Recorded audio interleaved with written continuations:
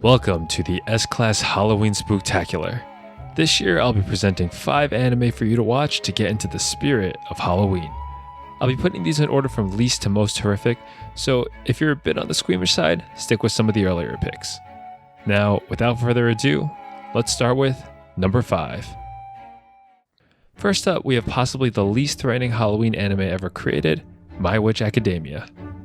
Excuse me, I think I read that one wrong. What I meant to say was Boku no Witch Academia. The series is essentially Harry Potter, except instead of a genius magical boy of prophecy who's destined to save the wizarding world, our main character is Akko, a cute, brain-dead muggle who doesn't actually know any magic. Inspired by a witch called Shiny Chariot when she was a child, Akko decides to enroll at the prestigious Luna Nova Magical Academy.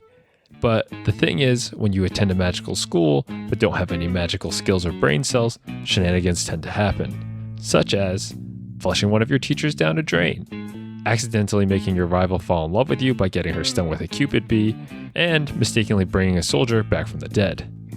If you're looking for a wholesome and fun time with some beautiful animation this Hallows Eve, then you can fly on over to Netflix to catch both seasons of Little Witch Academia.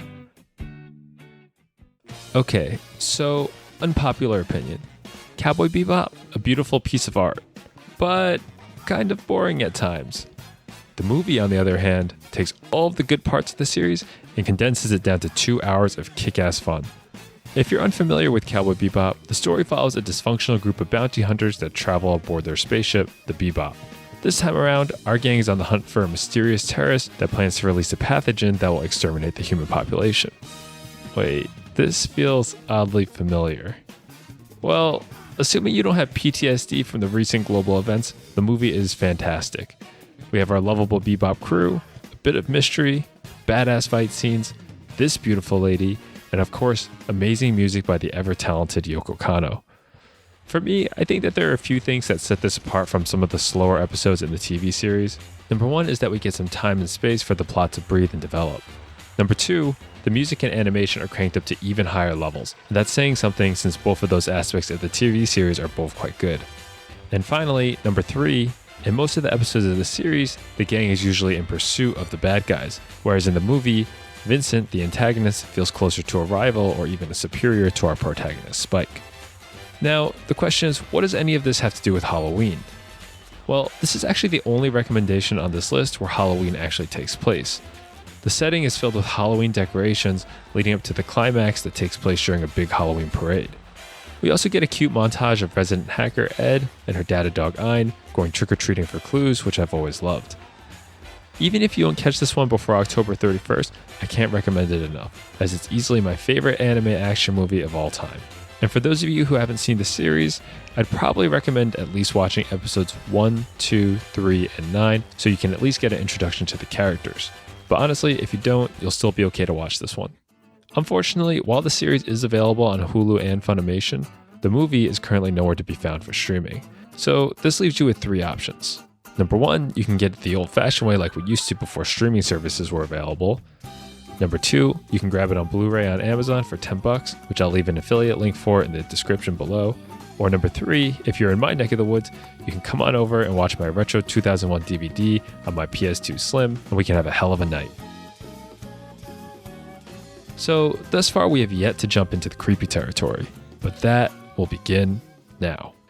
Promised Neverland tells the tale of the happy children living at Gracefield House Orphanage. Together, they live a perfect life of peace and harmony, playing outdoors, doing chores, and learning together under the protective care of the loving Mama Isabella. Our story follows the lives of 3 of the oldest children, Emma, Ray, and Norman, 3 brilliant 11-year-olds who help to care for and watch over their younger adopted siblings. And while the cheerful Emma dreams of living this ideal life together with her family forever, everything comes crashing down the evening their younger sister Connie is adopted. While running to give Connie her favorite stuffed animal before she leaves with her new parents, Emma and Norman witness something that they shouldn't have. And I'll leave it simply at that. You can find out what they witnessed that evening by watching this series on Crunchyroll. At only 13 episodes, this one is another hard recommend from me. I remember staying up till 4 a.m. and binging this one in 3 days back when it came out in 2018. The series does a great job of eliciting this anxiety-inducing horror without much, if any, gore or jump scares. I promise you'll figure out if this series is for you within the first episode. And if you do like it, I recommend switching over to the manga after that because season 2 of the anime is a hot disaster. While Promised Neverland has barely any blood, Hellsing Ultimate is quite the opposite. This 10-episode OVA centers around the Hellsing Organization, a secret Protestant order created to protect England from paranormal creatures like vampires, ghouls, and werewolves.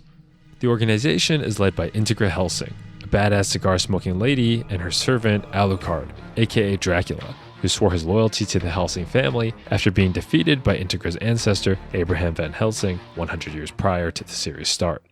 The series is balls to the wall gore and violence, with Alucard and his fledgling Sarah essentially acting as rated R Ghostbusters, except instead of vacuum cleaners, they have 30-pound mega pistols and whatever the hell this thing is, leaving zombie blood and guts everywhere they go.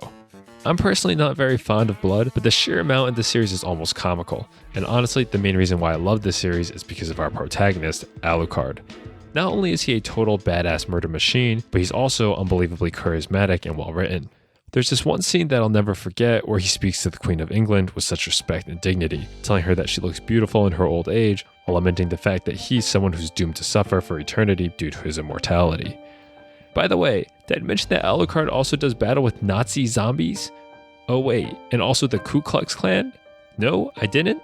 Well, if you can handle the gore and want to see those guys get annihilated by this vampiric monster, check this one out because it gets fucking wild.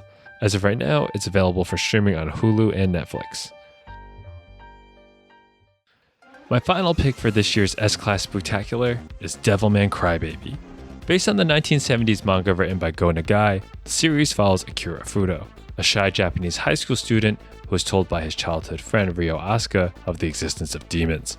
During their conversations, Ryo reveals that demons will soon take over the world, and the only way to fight them is to become one.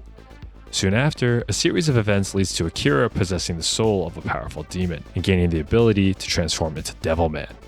With his transformation in hand, Akira does battle with other devils to protect humanity, while also struggling to keep the devil within him at bay. This series is a tough one to recommend, and it certainly isn't for the faint of heart. Watching Crybaby was an experience. Its depictions of nudity, sex, and violence are visceral, in a totally more real way than Hellsing. In the very first episode, Ryo goes on a semi-murderous rampage, stabbing patrons at a local nightclub with a broken bottle. This violence is just the tip of the iceberg of what happens in future episodes, and honestly, by the time I finished the series, I remember feeling numb and maybe even a bit traumatized. But at the same time, I feel like the series has something to say about the nature of humanity, and it's not all just gore for the sake of it. On top of that, the animation, art direction, and music are all excellent, being directed by the talented Masaki Yuasa, and with the music being led by Kensuke Ushio, known for his work on the Silent Voice and Ping Pong soundtracks. While this one may not be for everyone, if horror is your thing, definitely check this one out on Netflix. Okay guys, so that's my 5 Halloween recommendations for this year. Let me know in the comments what you think of these series and if you have any others that you want to recommend. If you enjoyed this video, you might like these here, and if you want to hear more recommendations from us, be sure to treat yourself to a subscription to S-Class. As always, thanks so much for watching, and happy Halloween, folks.